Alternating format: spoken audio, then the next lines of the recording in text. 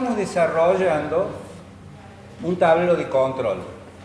Un tablero de control significa en un solo escenario, en una sola visión, sin perjuicio de que después vayamos al detalle de los aspectos que a nosotros nos interesan en especial, tener una visión de conjunto, un mapa de la situación de un ente, en este caso un ente estatal.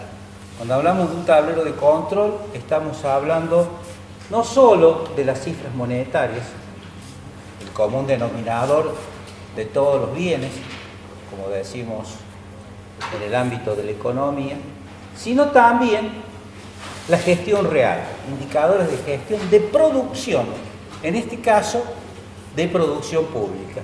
Cuando hemos trabajado a partir de considerar un balance como la expresión de los movimientos patrimoniales y de resultados, dijimos que lo podemos ver desde dos puntos de vista, o de dos tiempos diferentes. Un tiempo anterior, o sea, ex antes, como previsión, que sería el presupuesto, cómo va a impactar sobre el patrimonio y los resultados para el ejercicio N, en el cual se están expresando esas cifras de recursos y de erogaciones. Pero también lo podemos ver en tiempo ejecutado, en el propio año N, que es lo que se conoce como ejecución presupuestaria, sobre los cuales se va a construir el balance del Estado con sus patrimonios y sus resultados. Balance del Estado que por norma constitucional tiene un nombre que a veces llega a confusión, el de cuenta de inversión. Pero cuando nosotros hablemos de cuenta de inversión, nos estamos refiriendo al balance del Estado. Este tablero de control que nosotros vamos a armar por un principio de economía de esfuerzo, regla 1 del principio liminar, visión sistémica de la administración financiera gubernamental, lo vamos a construir a partir de la desconstrucción de este balance, y en esa desconstrucción de un balance vamos a trabajar con parejas afines, en que el primer elemento de la pareja van a ser los recursos, los ingresos, y el segundo elemento de la pareja van a ser las erogaciones o los gastos. Estas parejas son parejas homogéneas, que las hemos desarrollado, la pareja de los recursos corrientes y erogaciones corrientes, donde enfocamos lo habitual, lo anormal, lo corriente de la administración pública. Los recursos corrientes como tributos y las erogaciones corrientes como los gastos habituales y normales para mantener la estructura que la administración pública tiene. Una segunda pareja donde vamos a relacionar a partir de los movimientos de los activos no disponibles o no corrientes que se van a registrar en ese año N, vamos a trabajar con los recursos de capital, que son ventas de activos no corrientes, la venta de un inmueble, venta de automotores, o también venta de activos financieros, como puede ser la privatización de una sociedad del Estado o la venta de las acciones de una sociedad anónima que el Estado tiene propiedad accionaria. Y un tercer o una tercer pareja donde vamos a enfocarnos en los pasivos no corrientes, donde vamos a tener ingresos, recursos por el endeudamiento que se denominan fuentes financieras. Estamos trabajando con las denominaciones de la Ley 25.917 de responsabilidad fiscal. Y como complemento de esta pareja, las aplicaciones financieras, que son las amortizaciones de la deuda. Recordando que las amortizaciones de la deuda es una parte de los servicios de la deuda, porque la otra parte de los servicios de la deuda son los intereses de la deuda. Acá ustedes van a notar que nosotros hemos discriminado los intereses de la deuda, que si bien corresponde incluirlo como erogaciones corrientes, el precio que se paga por el capital que nos han prestado, lo hemos identificado por una gran razón. Al Estado no se le presta por su capacidad patrimonial, porque esa capacidad patrimonial está inhibida, porque son bienes de dominio público, porque además se pondría en peligro la existencia de un Estado si pusiera a disposición de los acreedores, o sea de la deuda, los activos que el Estado tiene, surgidos de un acto fundamental que fue el nacimiento como nación, legitimizado o legalizado en una constitución. Podríamos hacer una relación con el concepto de empresa en marcha, con el cual no siempre, excepcionalmente diríamos, se le presta a una empresa privada, con el concepto de Estado en marcha. En este caso, el Estado tiene que mostrar que tiene buena salud financiera, que está yendo un médico que lo está analizando. Este médico podríamos decir que son las calificadoras de riesgo, para ver si a este paciente tiene buenas condiciones de salud financiera para que sea sujeto de un préstamo. En este estado donde hemos trabajado solo con pesos, una de las dos columnas de un tablero de control, porque necesariamente para que sea un tablero de control vamos a tener que indicar la producción pública, medida en unidades de producción pública, en unidades de servicio, niños que se atienden en una escuela, cantidad de semáforos que se cambian en la ciudad, toneladas de bacheo para reparar las calles, calles que se pavimentan, etcétera, etcétera. Es decir, todos los servicios que el Estado provee, que son nuestros productos públicos. Refiriéndonos al Estado, ahorro, inversión, financiamiento en pesos, nosotros hemos construido basándonos en una serie de supuestos: que no hay inflación, que ni sobreestimamos los recursos ni subestimamos los gastos, y que no hay una situación de catástrofe. Y hemos definido que este Estado tiene que respetar estas condiciones de salud financiera, para los cuales vamos a exigir que los recursos corrientes sean mayores que las erogaciones corrientes. ¿Para qué? Para mostrar que el Estado tiene capacidad, como cualquier tipo de economía familiar inclusive, capacidad con sus recursos corrientes financiar sus erogaciones corrientes. Hoy casualmente escuchaba en la radio declaraciones del alcalde de Miami, que vino a firmar un acuerdo con el intendente de la ciudad de Córdoba, y este señor de Miami que habla muy bien el español, porque es de origen cubano, donde se exiliaron la mayor parte de los cubanos fue en Miami.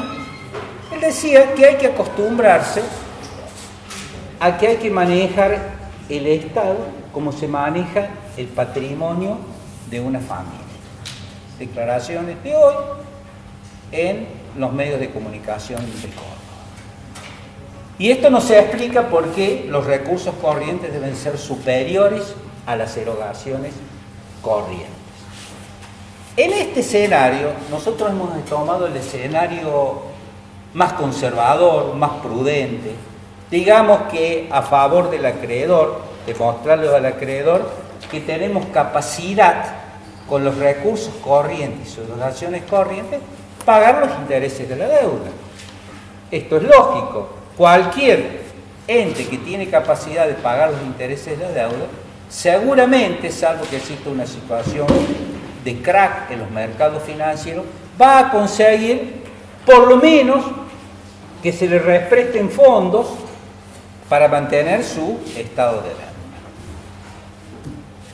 Pero este escenario es un escenario muy severo, es el escenario 1, que es el que está detallado en el texto como escenario 1, pero si la exigencia es que se destine la deuda pública a inversiones reproductivas, digamos, erogaciones de capital. Otro de los planteos, que sería el escenario 2, que sería un escenario heterodoxo, a favor del deudor, sería un escenario más laxo, es que los intereses de la deuda se calculen a nivel de la cuenta de inversión. Los dos escenarios son válidos, pero seguramente si nosotros tenemos que hacer este análisis clínico severo, vamos a trabajar con los dos escenarios, con un escenario ortodoxo y también con un escenario heterodoxo. Y aquí ya podemos decir que podemos resumir un protocolo médico de este paciente observando reglas de buena salud financiera. Una primera de ellas ya la hemos comentado, que los recursos corrientes deben ser mayores que las erogaciones corrientes. Una segunda regla, que las erogaciones de capital deben ser aproximadamente, no es una norma fija, un 20% del total del gasto. Esto no significa que un Estado que destina el 22% sea un Estado que aumente el crecimiento económico más que un Estado que destina un 17% del total del gasto, porque también depende de la productividad de esas inversiones públicas. Por eso, que cuando veamos el sistema contable, por normas internacionales, no se consideran erogaciones de capital. ¿Por qué? Porque le falta la capacidad reproductiva las erogaciones destinadas a defensa. La compra de un avión de guerra o de un cañón, si bien yo lo amortizo, si bien hay que inventariarlo, no lo puedo considerar de ninguna manera como una inversión de capital porque falta la capacidad reproductiva. Hay un debate muy interesante que se va a producir de ahora, en los próximos años en la Argentina.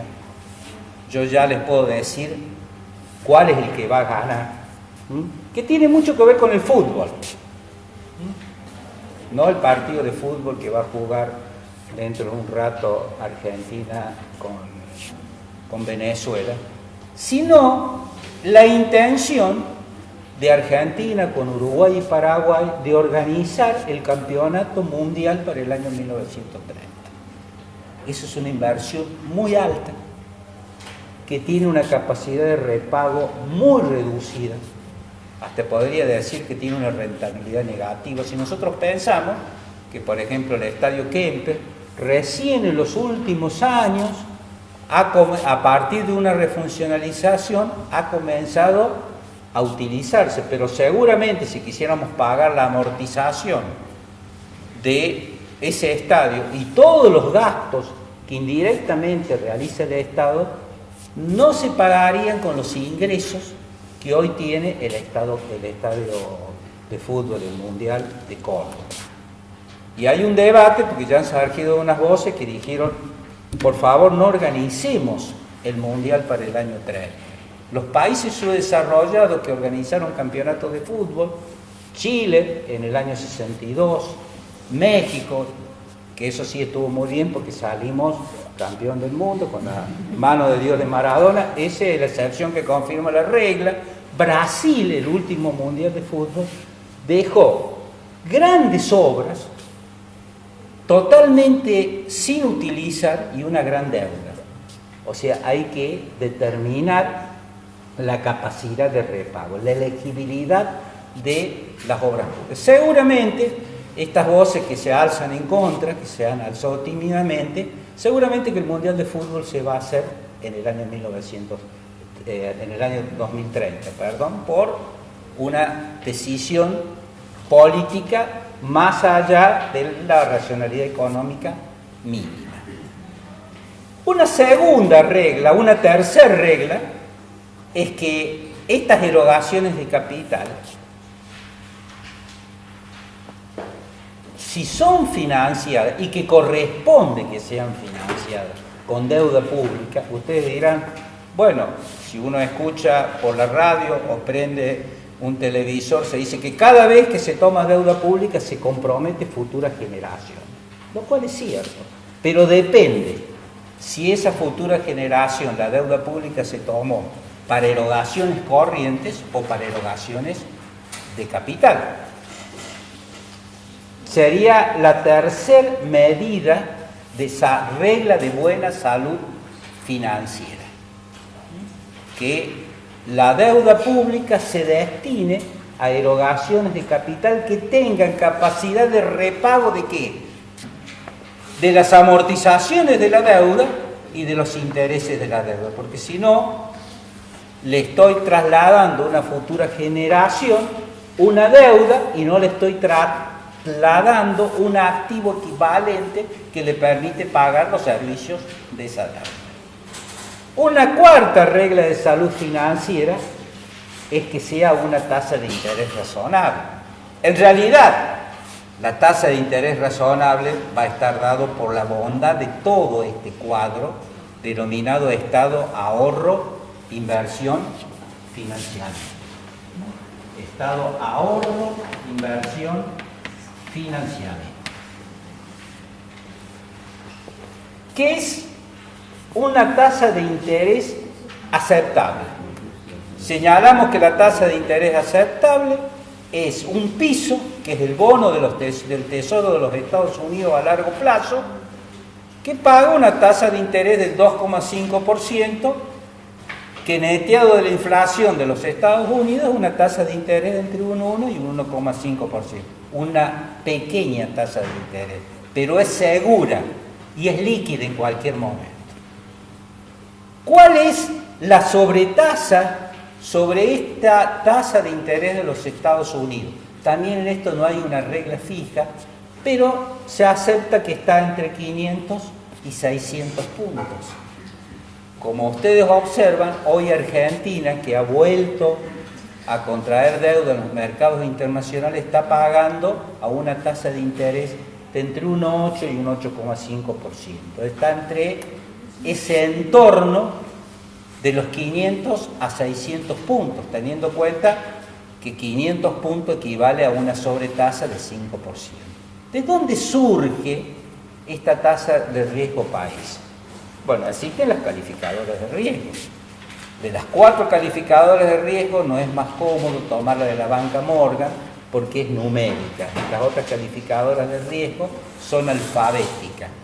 Desde una más conocida que va de la AAA, que es el mejor de todos los escenarios, a la triple D, que es lo que están al fondo de la tabla de posiciones y que están en default absoluto. Argentina hoy está en una alfabética BB, B+, depende de la calificadora de riesgo.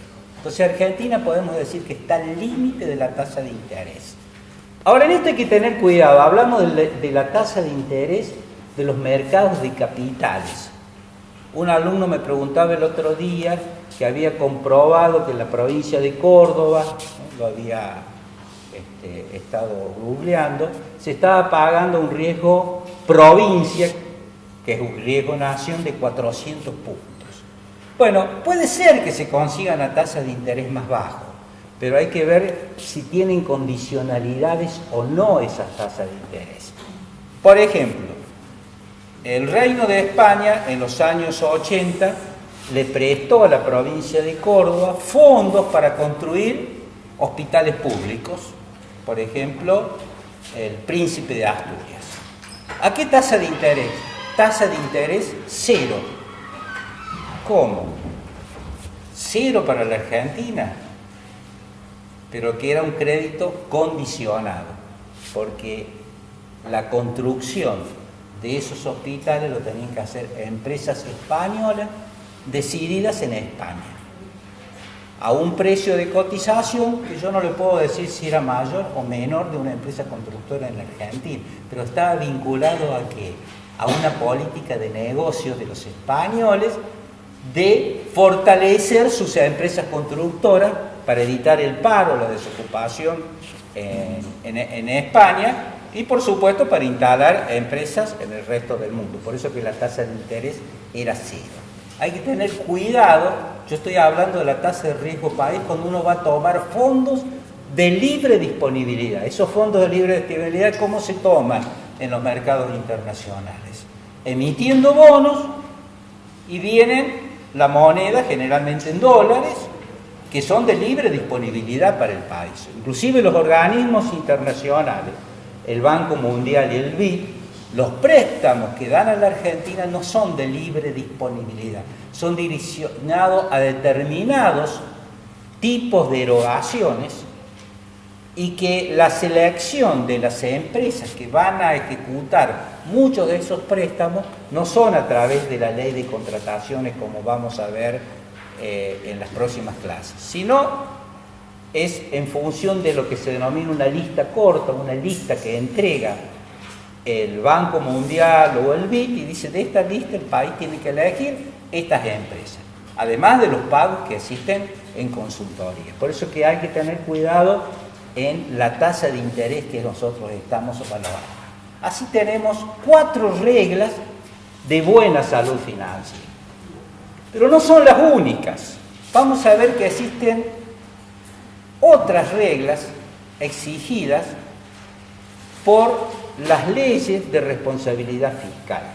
Por ejemplo, un artículo de la ley 25.917, y podríamos decir que es una quinta regla, exige que las jurisdicciones firmantes, las provincias que firmaron la ley, el total de los servicios de la deuda, es decir, la suma de los intereses más las amortizaciones, no supere el 15% del total de los recursos corrientes.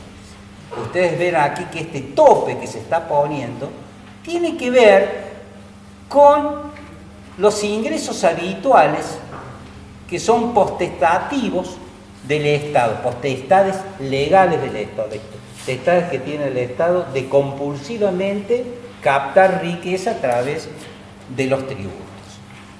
También podríamos establecer otras reglas de salud que las vamos a ir viendo a medida que avancemos con las leyes de responsabilidad fiscal. Pero esas 4 que les he detallado son las sustanciales.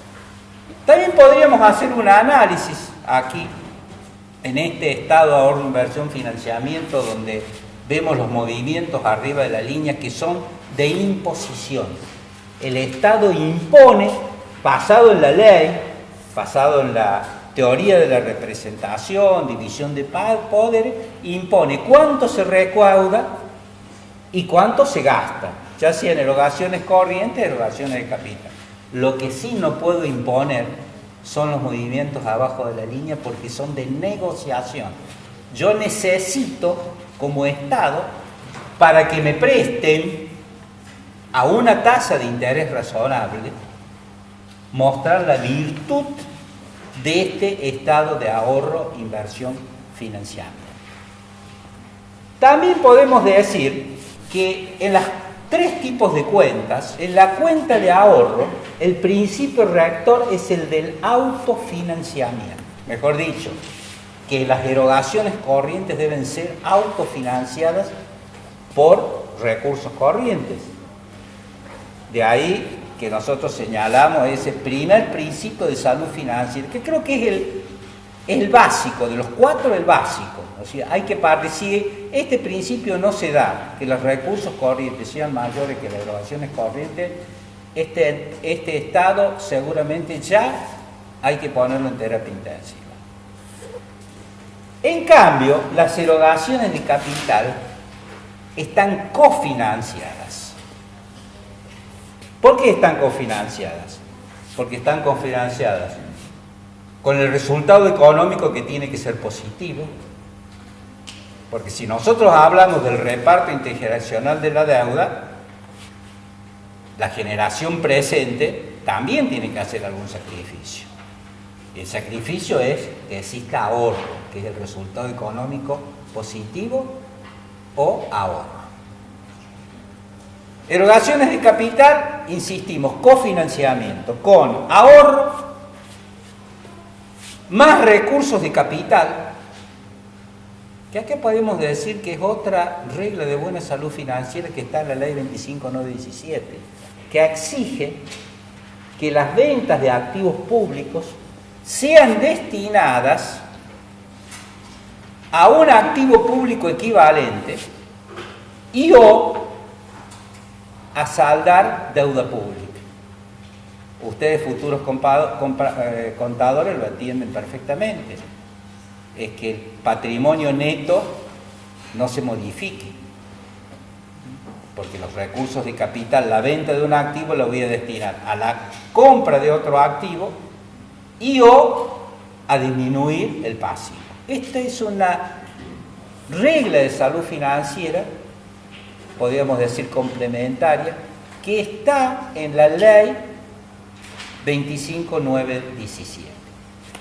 Y el otro tipo de cofinanciamiento, dijimos que las erogaciones de capital están financiadas por 3 fuentes. La tercera fuente son las fuentes financieras, o sea, el endeudamiento que estamos nosotros tomando. Con esto, nosotros hemos construido un pilar del tablero de control, el pilar monetario del tablero de control. Solo hemos trabajado con pesos.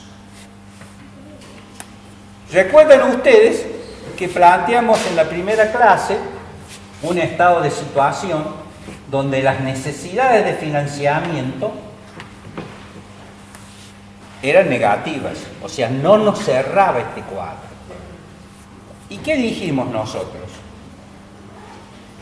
Tenemos que tomar ante este monstruo desbocado que es el déficit, lo podemos abatir de una sola bala, con que hay que tener una bala muy potente y tener buena puntería, lo cual es muy riesgoso. Decíamos que una bala podía ser aumentar los recursos corrientes en términos reales en un 30 o un 40%. Dijimos que esto seguramente es un desborde social. Va a haber una protesta pública por el pago exorbitante de los impuestos. La otra de una sola bala es bajar las erogaciones corrientes. Eso sería un ajuste salvaje que seguramente vamos a tener que cerrar hospitales y escuelas. Otro tipo de rebelión social. La otra es no hacer obras públicas y tampoco va a alcanzar.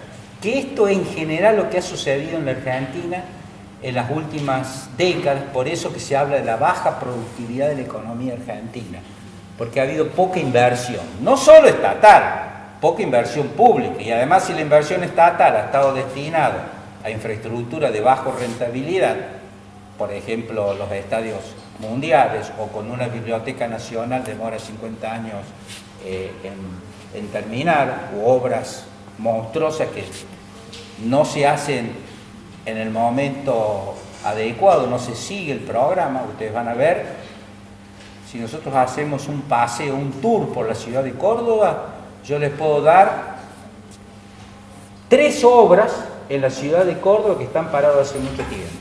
Y para que no digan que hay un prejuicio contra un nivel de Estado, les puedo decir, hay una nacional en la calle Entre Ríos, en la calle Duarte y Ríos y Obispo Trejo.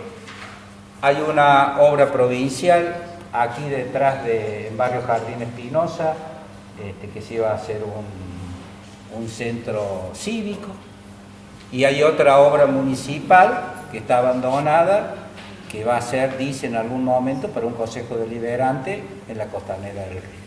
Todo eso ha significado una erogación que no ha sido ni usufructado para una erogación corriente, ni tampoco sirve para aumentar la productividad general de la economía.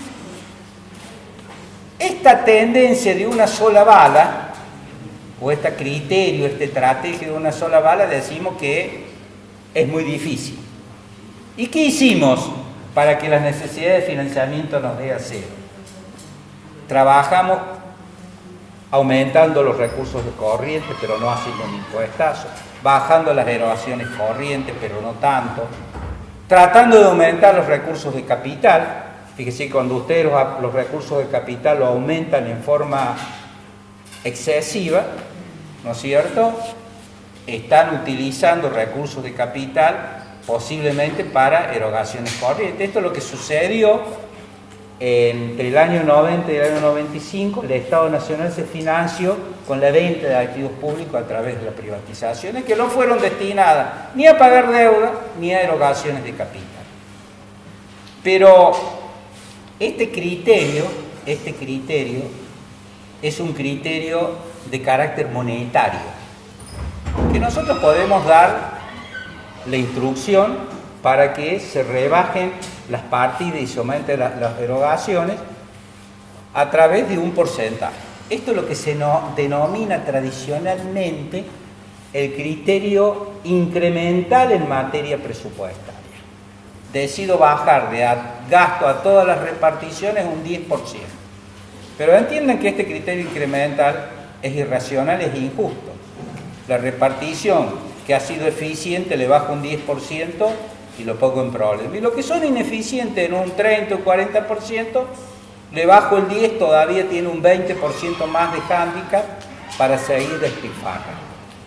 Este criterio monetario de ajustes, denominado la estrategia incremental, en sentido absoluto, puede ser en más o en menos, tiene ese problema, que el presupuesto no es en este sentido un plan de gobierno. Nosotros hemos definido el presupuesto como un plan de gobierno.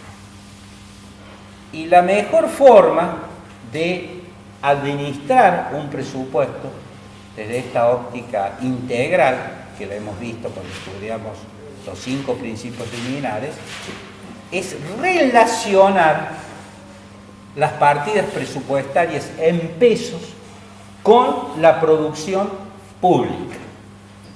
¿Qué es esto de la producción pública? Que suena algo extraño, algo inaplicable para el sector estatal, que dijimos que el Estado trate de optimizar el bien común, no el lucro. Pero también nos preguntamos por qué nosotros no podemos utilizar una lógica productiva en el desarrollo de los distintos objetivos de gobierno. Cuando nosotros vimos el principio liminar sistémico y vimos la regla en la relación entre los insumos y los productos, que es una expresión que nosotros utilizamos, para sistematizar desde esta óptica de la producción el paradigma esencial de la economía, que los recursos o insumos son escasos y que las necesidades que la vamos a satisfacer ¿con qué? Con bienes y servicios, que lo vamos a expresar como P, se establece esta relación de insumo-producto, que es una relación de productividad. Podríamos decir que el paradigma de escasez es un principio de productividad en el ámbito económico. Esta relación entre insumos y productos es sobre las cuales nosotros vamos a desplegar un arsenal muy vasto y muy rico para analizar la tercera escuela presupuestaria, la escuela de la producción o de la productividad, y poder entender un conjunto de herramientas de programación presupuestaria, algunas más conocidas que otras, presupuesto por programa, que es la más instalada en la República Argentina, pero han ido surgiendo otras, presupuesto por objetivos, presupuesto por demandas, presupuesto base cero, presupuesto participativo. Y ya vamos a ver que todas tienen un común denominador: la función de producción. Y lo que se está hablando más modernamente desde una óptica al ciudadano es el presupuesto, la gestión por resultado, que precisamente es la temática de una de las conferencias de este evento que se desarrolla mañana en el Consejo Profesional de Ciencias Económicas. Esta relación de insumos-producto lo poner bajo una notación matemática formal, donde la producción está en función de los insumos. Ahora, estos insumos no son únicos, no hay un solo insumo, hay N tipos de insumos que los podemos clasificar en insumos de personal, de recursos humanos, los insumos de los bienes de consumo, los insumos de los bienes de capital, por lo menos la parte que tenemos que considerar como una amortización.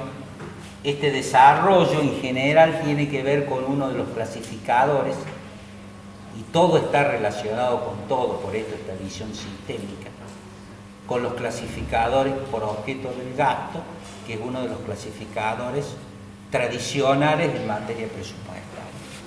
Sí, en materia presupuestaria nacen dos tipos de clasificadores. ¿Hace mucho o hace poco? No, hace mucho. Fíjense que nacieron en 1315 en la rebelión contra el rey Juan Sin Tierra. ¿Qué le dijeron al rey? Queremos saber quién gasta y en qué se gasta. O sea, el clasificador institucional y el clasificador por objeto. Y a partir de esto, ¿qué nació? Nació el presupuesto. Y nació el presupuesto como división de poderes. O sea que podemos decir que la división de poderes nació como secuencia de una razón de carácter económico. Que se quería saber quién gastaba y en qué se gastaba en el imperio de este rey Juan Sin Tierra en Inglaterra.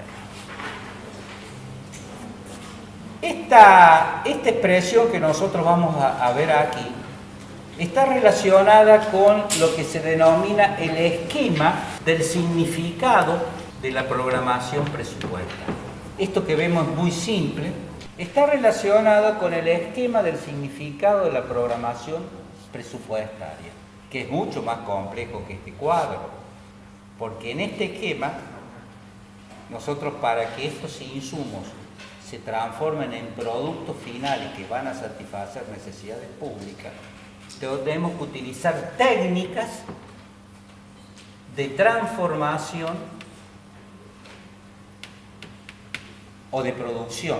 Usamos la palabra transformación para que no suene tan duro cuando estamos hablando de este uso racional de los recursos públicos.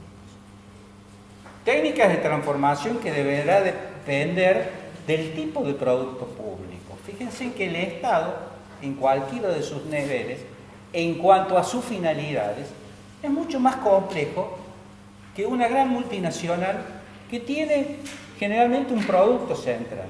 Un Estado tiene una multitud de productos, de salud, de educación, de seguridad, de transporte, de tránsito, operaciones de regulación, de producción, operaciones financieras, que hemos visto en el capítulo 1 del libro.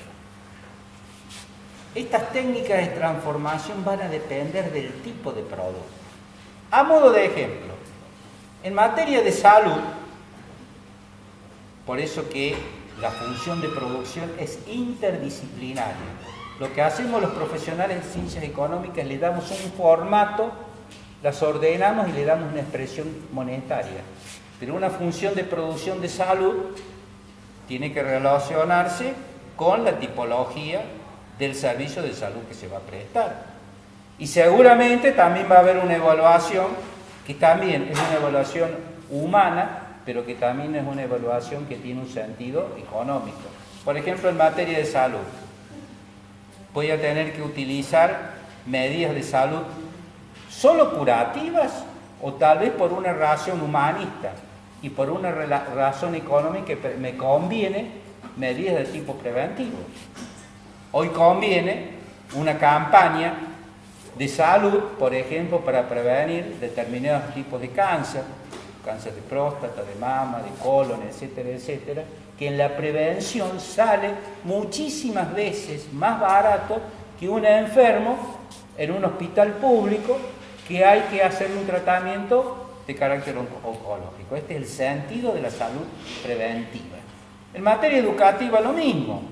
Cuando yo tengo una educación de masas, a lo mejor tengo restricciones en la clase activa y tengo que buscar medios de conocimiento, de enseñanza, a través de aplicación de TICs, que sean, por ejemplo, de carácter presencial o semipresencial. Por eso que esta función de producción es demasiado importante para que solo lo hagamos los profesionales de ciencia económica. Es con la participación de otros profesionales, con la interdisciplinariedad. Seguramente cuando hagamos esta función de salud, nos vamos a juntar los contadores con los médicos en prevención de salud y la vamos a tener que llamar a Gisela para que nos ayude a hacer un corto televisivo para hacer publicidad de estas medidas que nosotros vamos a tener que tomar. Siempre hay una relación entre el objetivo, la finalidad y los recursos, esta relación entre insumo y producto. Pero vamos a tener que realizar acciones, o sea, esfuerzos para transformar estos insumos en productos finales, obviamente con tecnologías. Además, para que esos productos finales se puedan desarrollar, seguramente vamos a necesitar un conjunto de productos intermedios. Por ejemplo, manuales para el servicio de enfermería en un hospital. Eso al usuario final, al ciudadano que va al hospital, no tiene que saber si hay un manual, pero es un producto intermedio para que ese producto final se pueda cumplir. Y además tiene que haber responsabilidades, unidades institucionales, que son comúnmente habladas reparticiones. Seguramente para que esta función de producción se cumpla, vamos a tener que hacer asignaciones monetarias, que es las que hemos visto en el Estado de Ahorro, Inversión, Financiamiento. ¿Por qué este desarrollo de esta función de producción que nos lleva a plantearnos esta tercera escuela presupuestaria, que fíjense que es muy nueva? Mientras el presupuesto tradicional pervivió 7 siglos, este concepto de presupuesto productivo con presupuesto por resultados, por programa, por objetivo, por demanda, distintas técnicas que tienen una familiaridad, que es esta, el esquema del significado de la producción. Es el común denominador de todas estas técnicas. Tal vez discrepen más en detalles y en denominaciones que en la sustancia de lo que nosotros estamos refiriéndonos. Por supuesto que un experto en administración o un licenciado en administración que tiene en una de sus materias administración de la producción va a tener una parte activa en el desarrollo de esta función de producción. ¿Y por qué este desarrollo de la función de producción?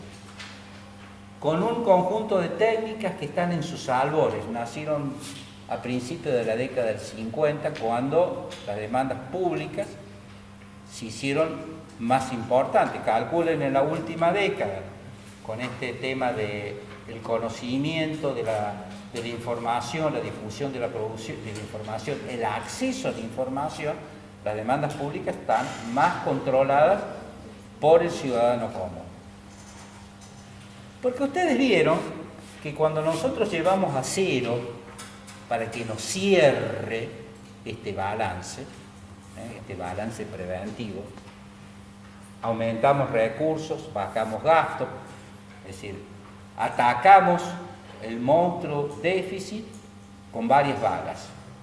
Pero seguimos con este criterio solo trabajando con conceptos monetarios. No tuvimos en cuenta cómo va a afectar la producción pública. El ejemplo que dimos, bajamos 10% y la repartición que ha trabajado muy celosamente en el manejo financiero, le estamos bajando un 10%, se va a ver en veremos para cumplir con sus objetivos. Para que esto no ocurra, hay un principio que es el analizar el gasto público que se justifique peso por peso. Yo no diría centavo por centavo porque estamos tan despreciados de los centavos en Argentina, pero peso por peso por lo menos. ¿A través de qué? De el conjunto de bienes y servicios que el Estado entrega a los ciudadanos, o sea, la producción. Y aquí el esquema va a ser de otra naturaleza. Vamos a relacionar lo monetario con lo cuantitativo, porque acá estamos hablando de cantidades físicas, cantidad de insumos, estamos hablando de horas de personal, de bienes de consumo, resmas de papeles, litros de combustibles,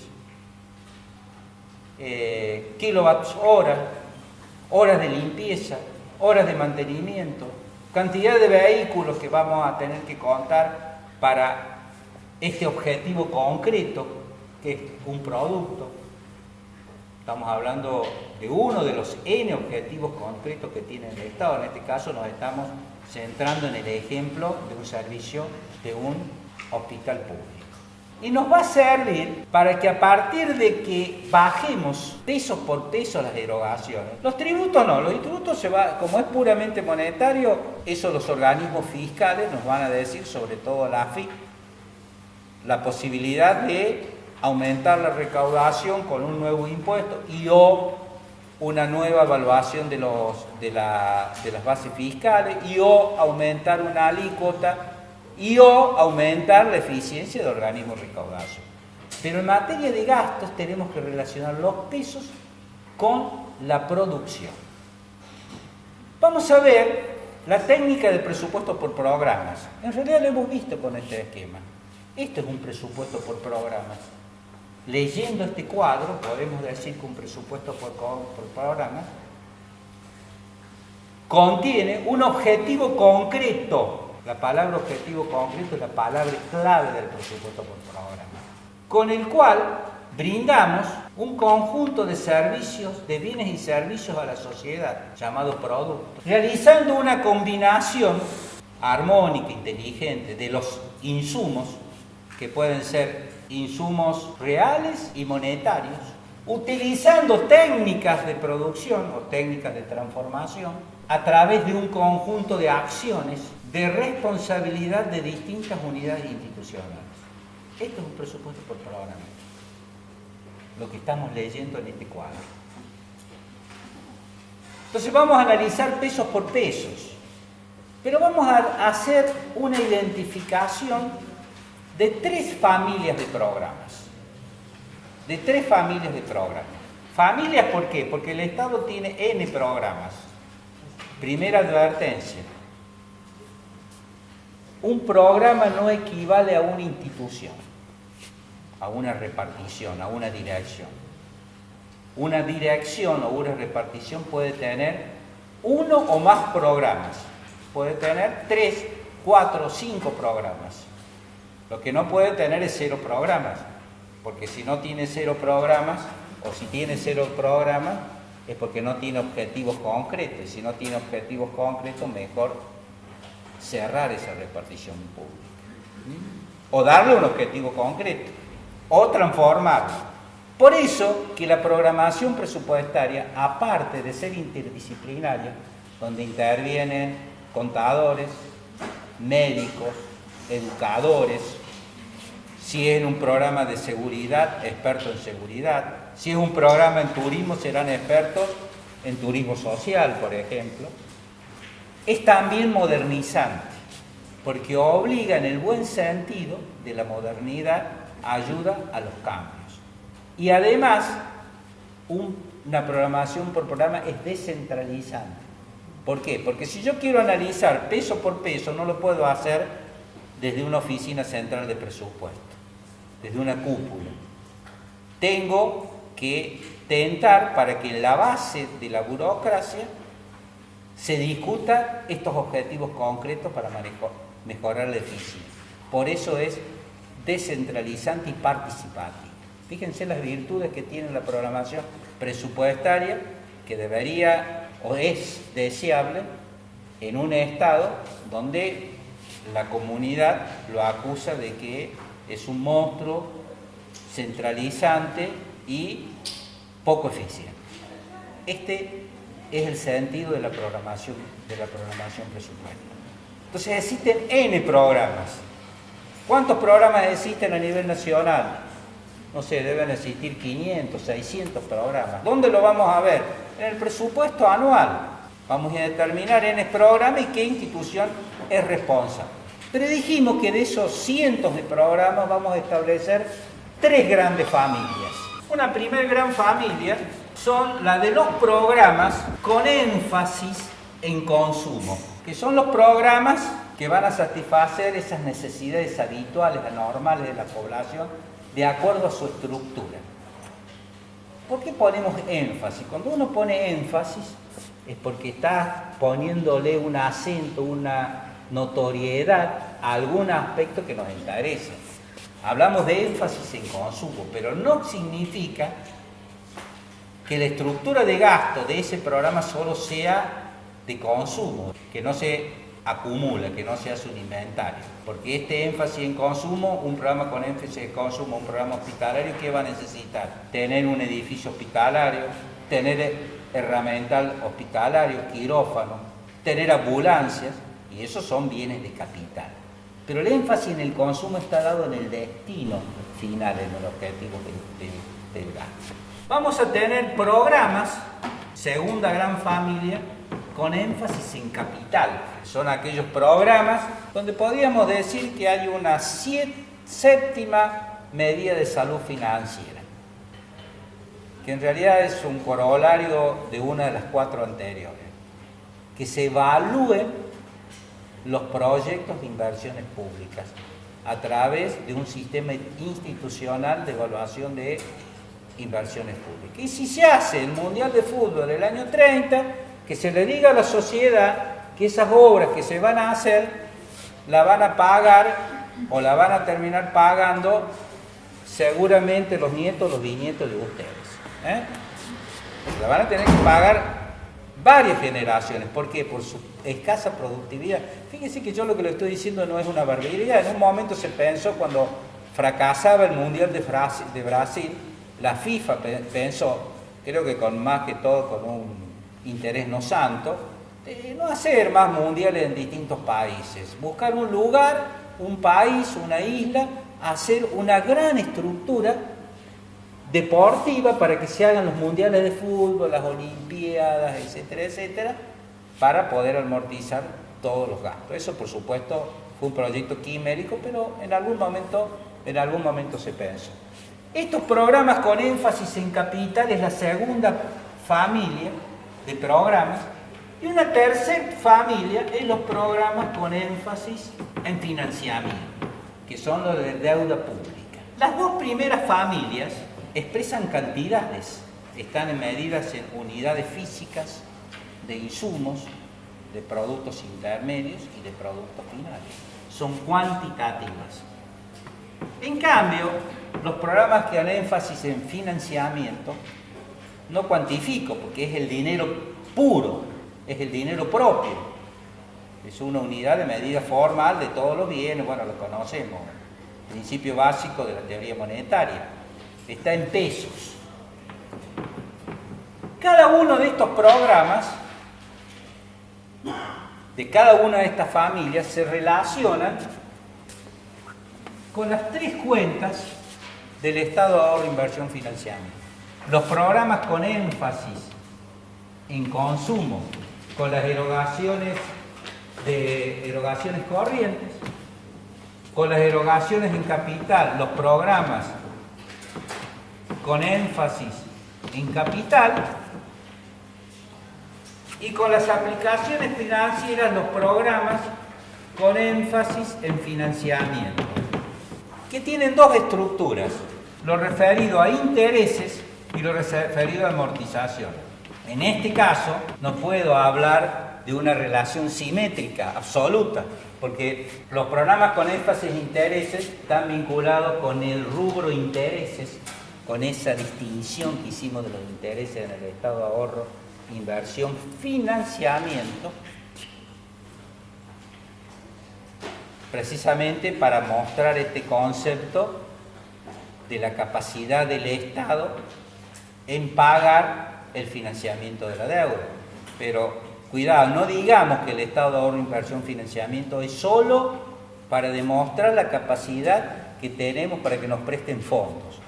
Porque también pusimos las otras reglas, y cuando nosotros decimos que tiene que haber recursos corrientes, erogaciones de capital, estamos señalando que hay que tener capacidad para financiar esos servicios públicos indispensables.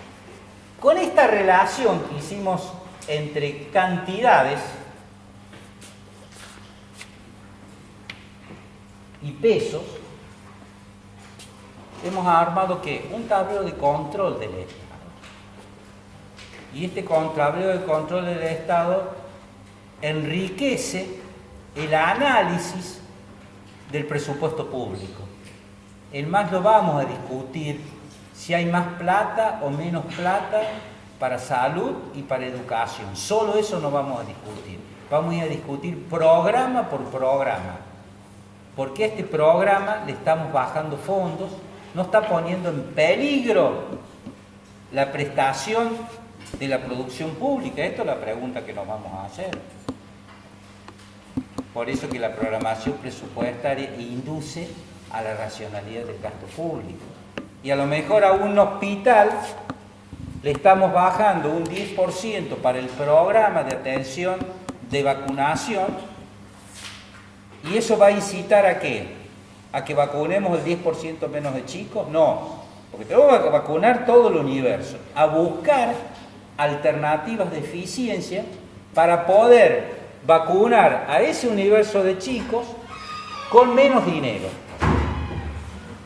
¿Cómo se podría pensar esto? Bueno, en vez de que enviemos equipos sanitarios desde la ciudad de Córdoba al interior de la provincia, armemos un plan con los municipios del interior que tienen capacidad y ahorramos, por ejemplo, los gastos de transporte o de viaje.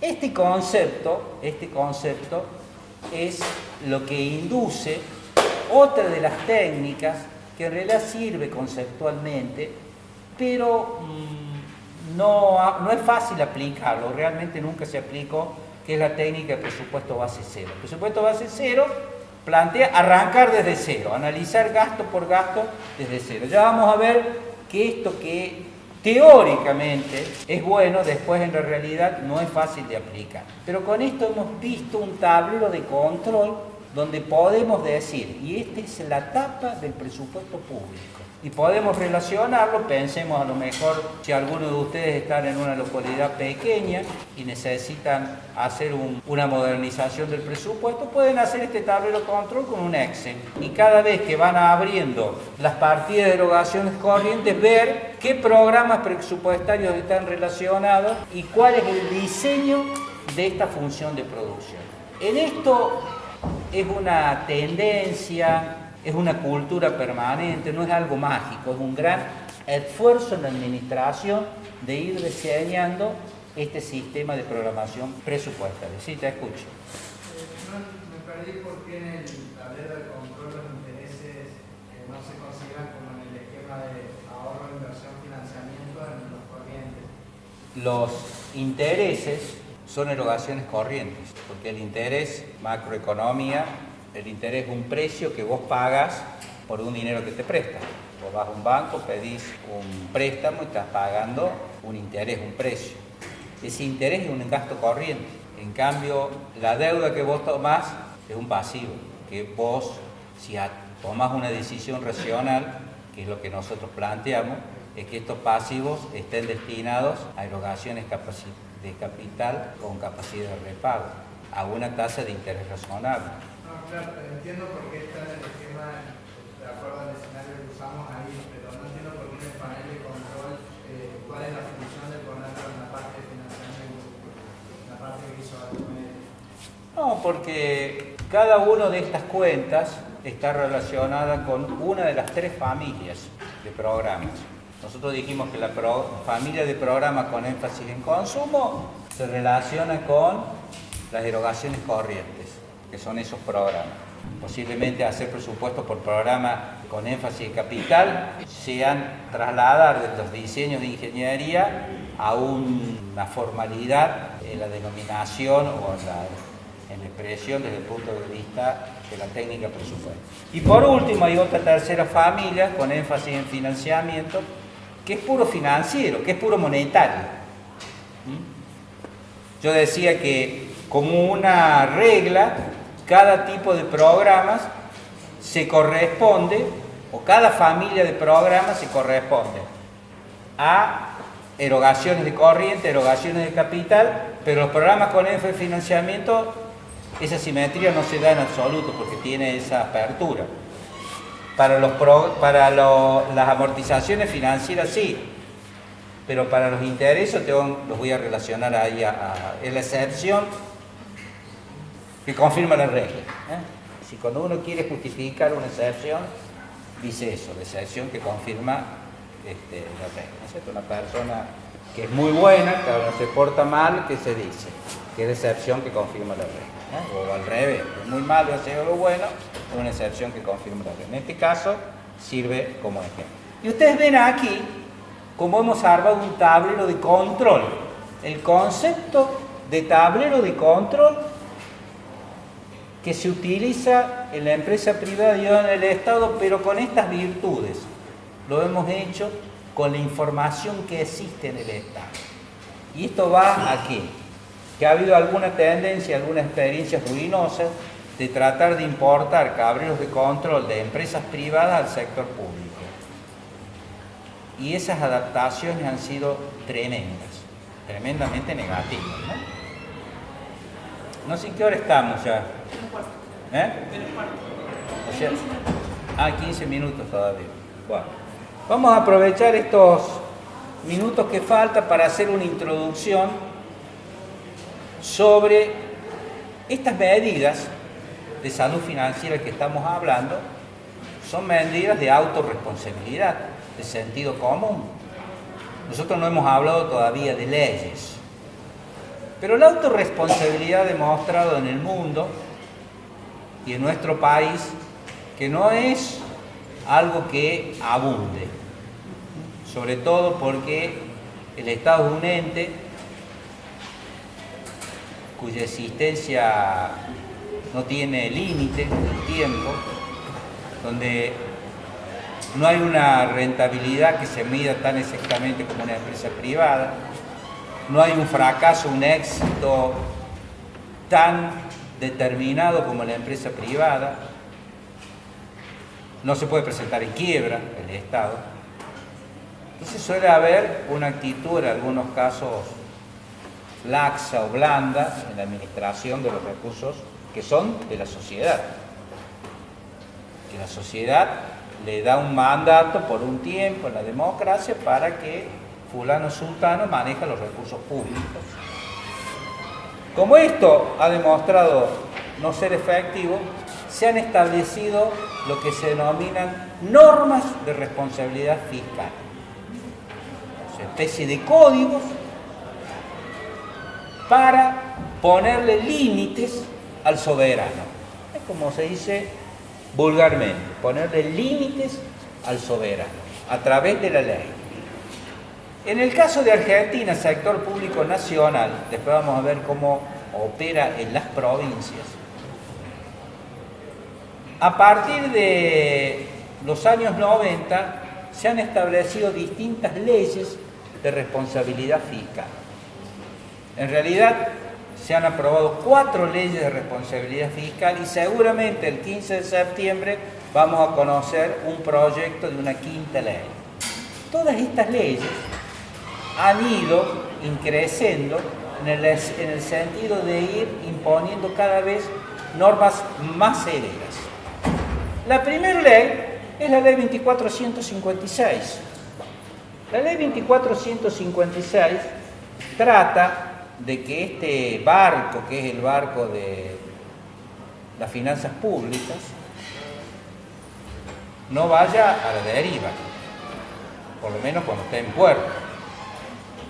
Y ha establecido lo que nosotros vamos a denominar 5 anclas limitantes del gasto público. Una primera ancla es la del artículo 34 de la ley 2456, que establece que no se puede comprometer gastos, o sea, no puedo decirle a un proveedor o contratista voy a comprar tal cosa, si no se cuenta con los recursos percibidos. Primer límite. Una segunda ancla es la del artículo 37, que estableció, después se modificó y ya vamos a ver la modificación, pero veamos el origen, límites al principio de flexibilidad presupuestaria que ustedes lo han visto en otras clases teóricas. ¿Qué establece este artículo 37? Que no puedo transferir erogaciones de capital a erogaciones corrientes, que sean en el estado de evaluación y financiamiento, porque si no descapitalizo el Estado.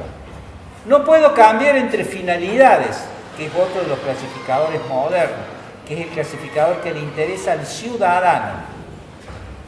Al ciudadano le interesa fundamentalmente el clasificador de finalidades. Yo no puedo pasar de servicios sociales a servicios económicos y viceversa. Una tercer límite de este artículo 37 es que no puedo aumentar el déficit. Y un cuarto límite es que no puedo ni incrementar ni disminuir la partida asignada al personal. Porque determinar el costo del personal posiblemente sea la estimación más cierta que hay, es más concreto, porque son números de agentes por sueldos, más el aguinaldo, puedo tener una previsión, pero que es insignificante respecto al total del gasto.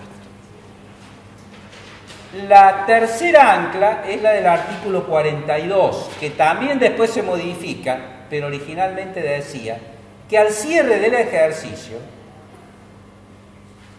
los devengados no pagados, que sería la deuda flotante, no la deuda pública, la deuda del movimiento corriente, deben estar satisfechos con disponibilidades suficientes, cubiertos por disponibilidades suficientes. Es decir, que si tengo una deuda flotante de 90, al 31 de diciembre, que es el cierre del ejercicio fiscal, tengo que tener disponibilidades por lo menos por 90 pesos. La cuarta ancla, que ya la hemos visto, es la del artículo 56. ¿Cuál es la cuarta ancla? La cuarta ancla es que toda toma de deuda pública, fuentes financieras, debe estar destinado exclusivamente a inversiones o erogaciones corrientes con capacidad de repago. Y prohíbe tomar deuda pública para erogaciones corrientes. Y una quinta ancla, que es la del artículo 12 de la ley, que establece que el presupuesto debe expresarse bajo técnicas modernas, técnicas presupuestarias modernas, que indiquen la producción pública y señalen en unidades de medidas esa producción pública. O sea, está exigiendo el concepto de programación presupuestaria, el esquema del significado de la programación presupuestaria. Estas son las 5 anclas de la ley 2456. ¿Cuál es el último artículo? El 12.